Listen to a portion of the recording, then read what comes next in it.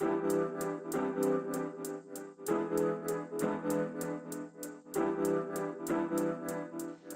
I want to show you how to do a quick and dirty graphic, and to do so we're going to cut out Beto and Mr. Cruz.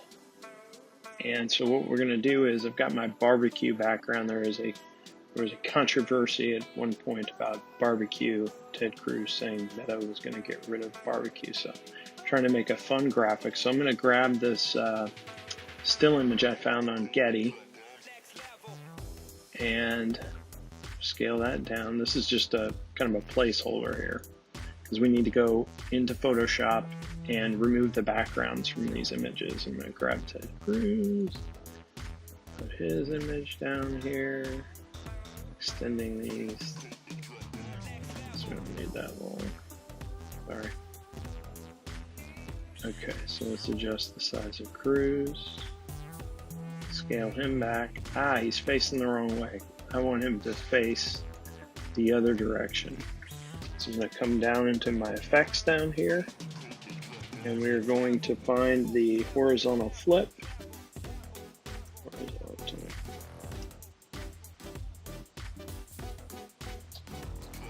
Horizontal flip. I'm going to drop that effect on top of the Cruz, and he's flipped around. Okay, now we're going to go ahead and go into Photoshop, and we're going to eliminate the backgrounds on these images here. So what I've done is opened Photoshop, and I went to File, Open, and I imported this photo.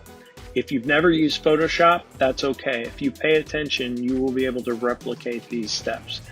You're going to have to practice. You're not going to get it the first time, but that's how we all learn. So first thing you're going to do is come over to the image. These are layers. So the more images you add, they become stacked. Kind of like in Premiere, where you have your V1 line, V2, V3. Same thing happens here. You can add more layers here. But for this example, what we're going to do is we're going to come to our image, click on this lock. This will allow, for those of you that understand Photoshop, this will allow you to erase this background, and then you can have the transparency to bring it into Premiere. All right, so what we're going to do is let's grab our selection tool right here. It's the one that looks like the brush, and Photoshop has this great addition. I guess it's probably in the last year and a half or so.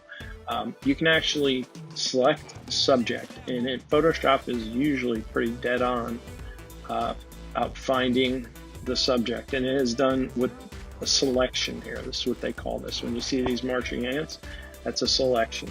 Now, it looks pretty good from here. If we zoom in, we're going to see some mistakes, or where it's not as precise as we'd love. But that's okay. There's a number of ways that you can do this. So I'm going to show you one that Robin Hughes taught me. It's a fantastic way to erase the background, but still have the ability to come back and paint things in that you may have deleted. And let me show you what I'm talking about. While this is selected, we're going to come down to the bottom right corner here, and we're going to click on this button, and we're adding a layer mask. It's going to show up here. So when I click this layer mask, boom, the whole background disappeared, and now you see this silhouetted image here.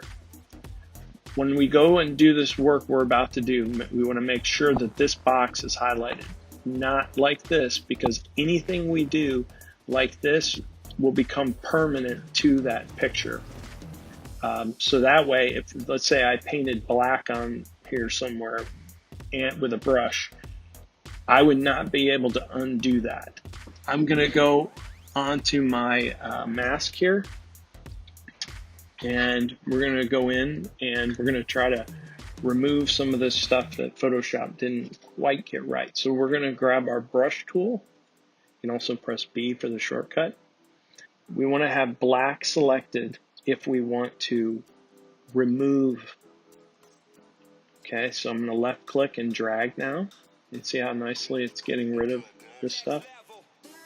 cleaning up these edges. Now I have a soft edge here. Let me show you how to adjust it. You can adjust it up top here. Up in the upper left, you can adjust the size of it and how hard the edge is. So it's something you're going to play with and you're going to learn how to do. Let's say, for example, I'm up here cleaning things up and oops, I cut off part of his eyebrow.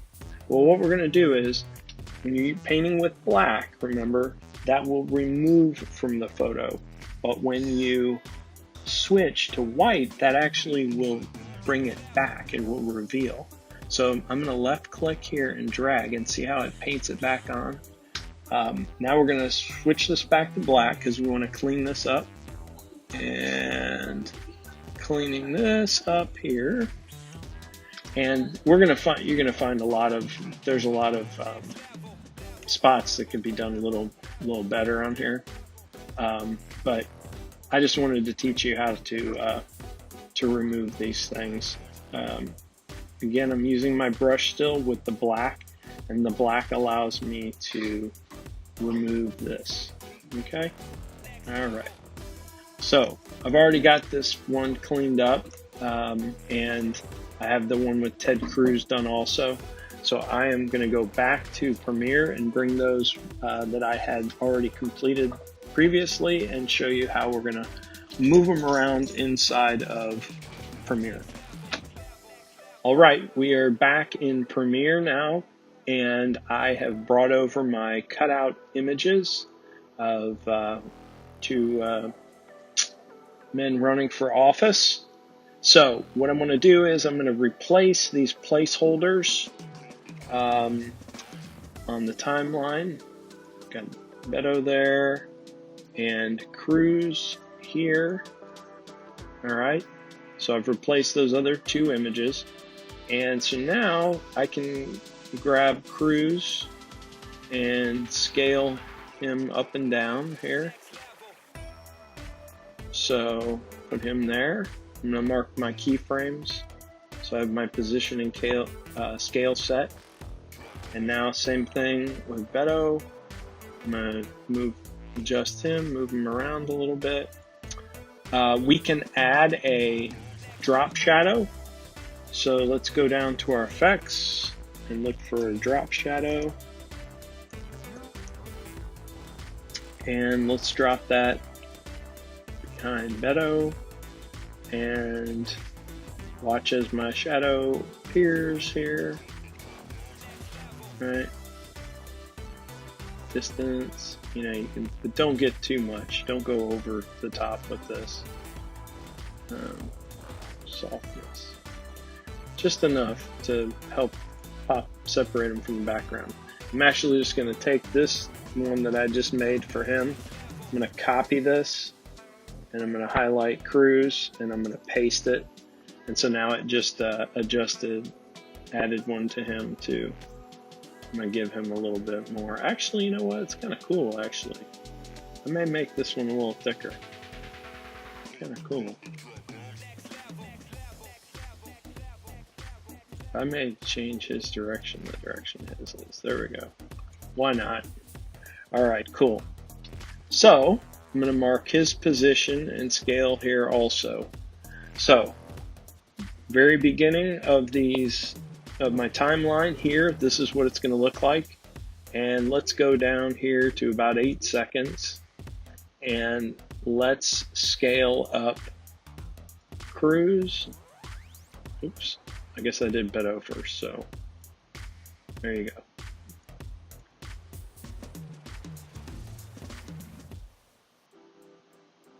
Right? Maybe scale him down a little bit because I don't want to make him so much bigger than Cruz. All right. So now I'm going to go to Cruz, and I'm on my keyframes there with him, so going to Cruz, and I'm going to make my tweaks, and then that way,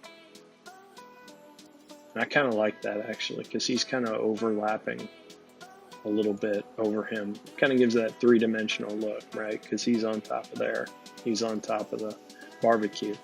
All right, so now my keyframes are now set here also, so you can see. And again, because I'm clicking from one to the other, I know that these keyframes are aligned with the ones on this clip. So they should start and stop at the same point. So let's go. So play. All right, there you go. And that could cover a whole track in the nightcap. Boom. All right. I wonder about my barbecue background. It does. So I could actually animate my barbecue background too, I guess, if I really wanted to. Why not? Let's go back here to the beginning and select my barbecue in the timeline. I don't know that I can. Okay, there was a little bit of room there, I guess. Let's start up here.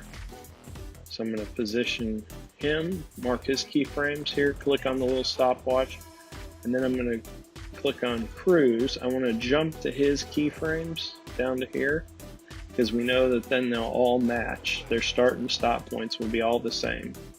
And I guess I'm going to slide the barbecue.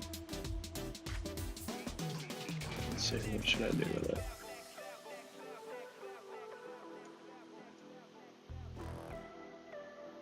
Let's just see what happens. Oh, I'm going to highlight these and tell them to ease in also. All right, so watch. Now we got all three animating. Boom. And then what you could do is to wipe these off the screen to the next segment of your nightcap. Once it comes to the stopping point, let's stretch these out a little bit longer in the timeline. So it stops, and then let's say you want to wipe to the next scene. Let's highlight these, copy and paste them here. Okay. So we're telling it to stop here, right? And I'm copying these to say, hey, when you're at 13 seconds, I want you still to be in this position. So I got to do that for all these, copy, paste, and my background, copy, paste. So again, all my keyframes are aligned so that we know that at this point, some kind of movement is going to start here. So let's do this.